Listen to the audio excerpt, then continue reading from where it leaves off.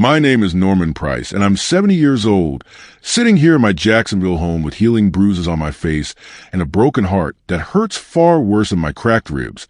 Because 3 months ago, I watched my own daughter Linda stand by silently while her violent boyfriend Derek beat me unconscious in my own living room after I tried to protect her from his rage. And when I woke up in a hospital with concussion and internal bleeding, she told the police that I had provoked the attack and deserved what happened to me.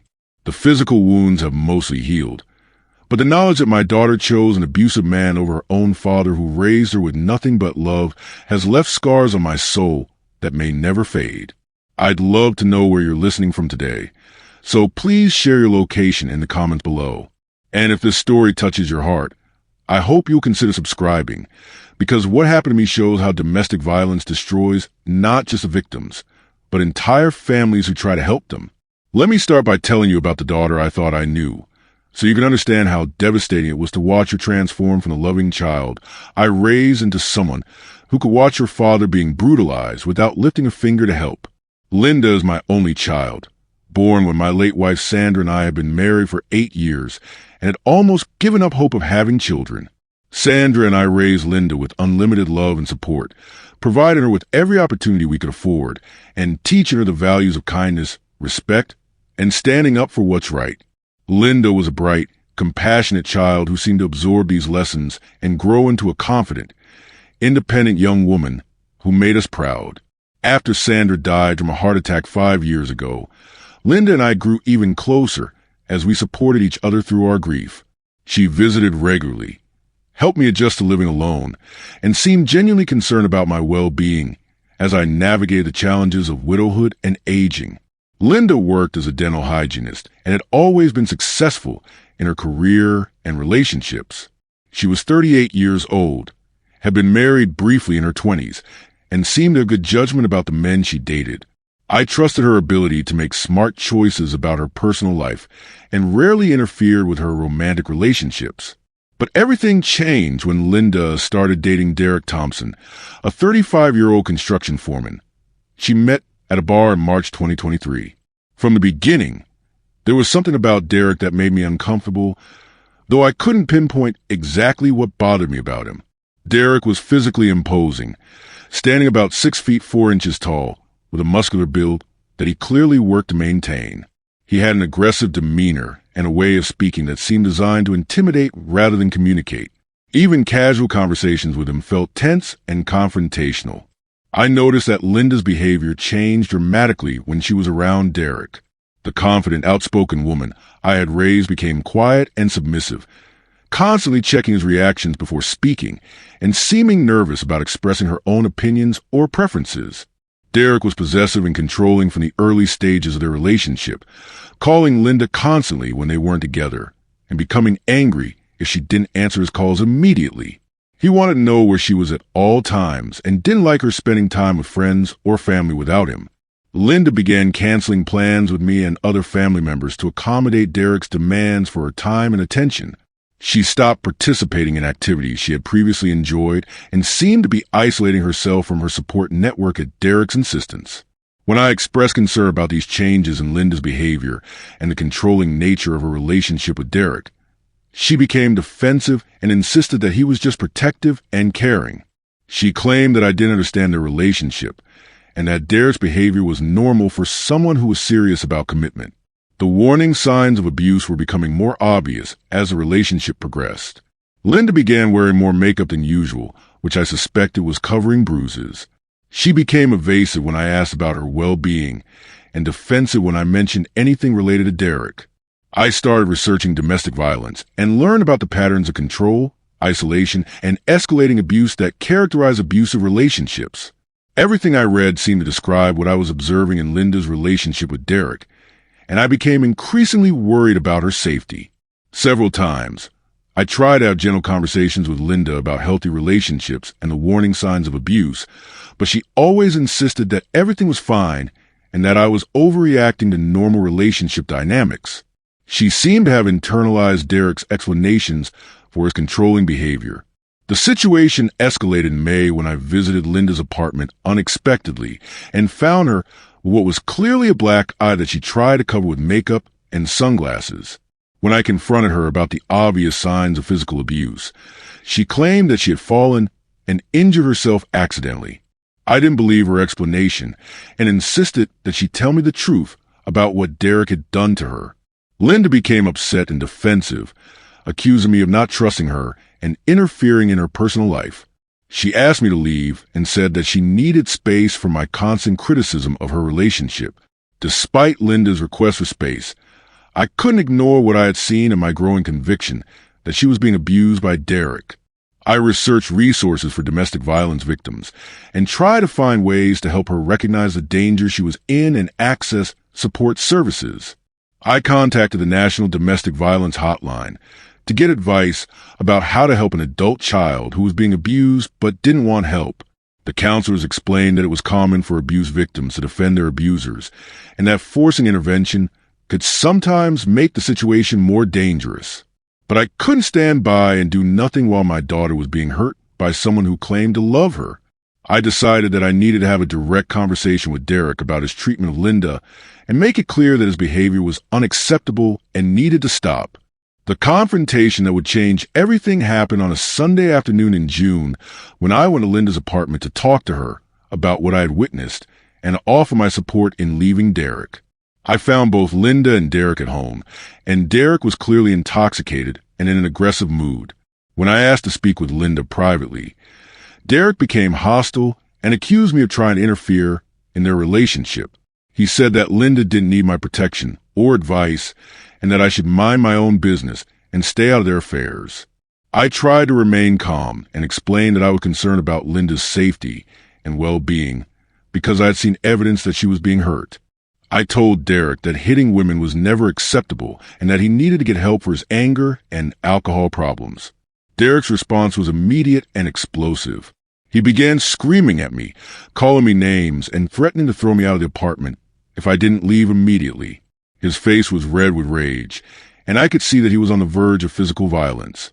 Linda tried to intervene by asking both of us to calm down, but Derek turned his anger toward her, accusing her of encouraging my interference and undermining their relationship by talking to me about their private business. When Derek grabbed Linda's arm roughly and began shaking her while yelling in her face, my protective instincts took over, and I stepped between him to shield her from his aggression. I told Derek to let go of her and to back away before he did something he would regret. That was when Derek completely lost control and turned his full fury on me. Despite being 70 years old and significantly smaller than him, I represented a threat to his dominance over Linda, and he was determined to eliminate that threat through violence. Derek's first punch caught me completely off guard, hitting me in the face with enough force to knock me backward into a coffee table. As I tried to regain my balance, he grabbed me by the shirt and began hitting me repeatedly, screaming that I needed to learn to respect him and stay out of his business. The beating seemed to last forever, though it probably only took a few minutes. Derek was methodical and brutal, hitting me in the face, stomach, and ribs while I tried unsuccessfully to protect myself from his assault. My age and physical condition made it impossible for me to defend myself effectively. Throughout the entire attack, Linda stood frozen in the corner of the room, watching her boyfriend beat her father without saying a word or making any attempt to intervene. She didn't call for help, didn't try to stop Derek, and didn't even ask him to stop hitting me. I kept expecting Linda to do something to help me, to call the police, or at least to beg Derek to stop hurting her father. But she remained silent and motionless, as if she were watching something that didn't concern her rather than witnessing a violent assault on her own parent.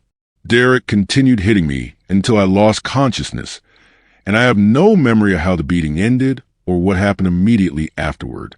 When I regained consciousness, I was lying on the floor in a pool of blood, and Linda was standing over me with a look of what seemed like annoyance rather than concern. The pain was excruciating, and I could barely breathe because of what I later learned were cracked ribs and internal bleeding. I was dizzy and disoriented from a concussion, and I couldn't understand why Linda wasn't helping me or calling for medical assistance. When I asked Linda to call an ambulance, she hesitated and looked toward Derek as if seeking his permission to help her injured father.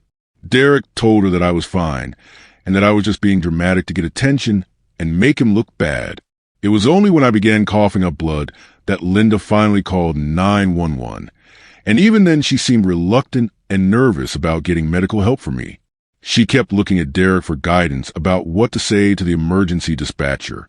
When the paramedics and police arrived, Derek had already left the apartment, and Linda told the officers that I had provoked the fight by attacking Derek first, and that he had only defended himself against my aggression.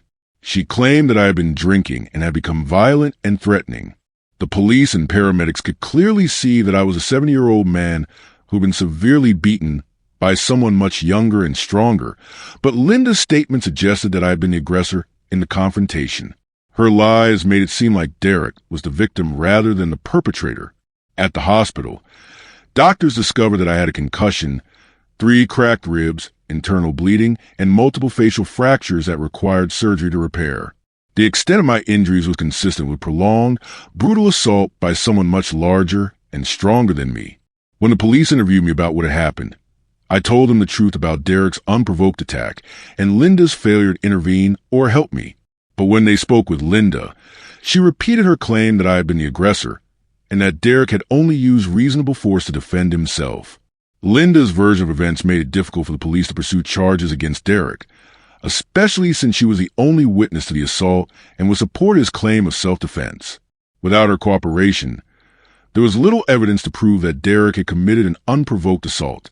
The betrayal by Linda was more painful than any of my physical injuries. Not only had she failed to protect me from Derek's violence, but she had actively worked to protect him from the consequences of his actions by lying to police and medical personnel about what had happened. During my recovery in the hospital, Linda visited once and spent the entire time explaining why Derek's actions had been justified and why I was responsible for what had happened to me. She said that I had embarrassed and provoked Derek, and that any man would have reacted the same way. Linda showed no remorse for her failure to help me during the assault and no concern for my injuries or recovery. She seemed more worried about Derek's reputation and legal situation than about her father's health and well-being.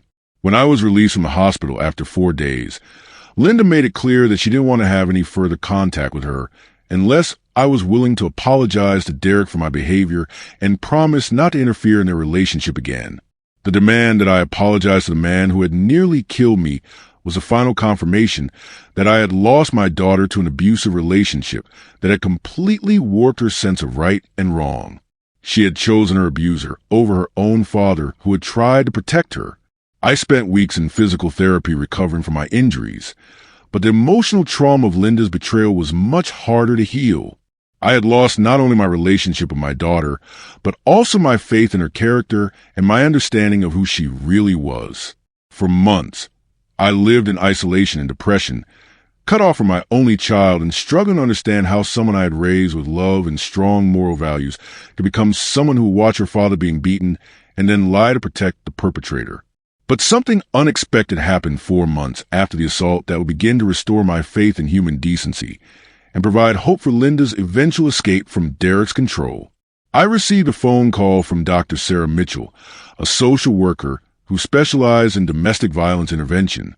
Dr. Mitchell had been contacted by Linda's co-worker, who had become concerned about Linda's declining physical and mental health and the obvious signs of escalating abuse in her relationship with Derek.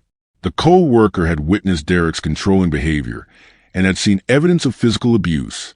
Dr. Mitchell explained that Linda was in a classic pattern of escalating domestic violence and that her behavior during my assault was typical of abuse victims who had been psychologically conditioned to prioritize their abuser's needs over their own safety and the safety of others.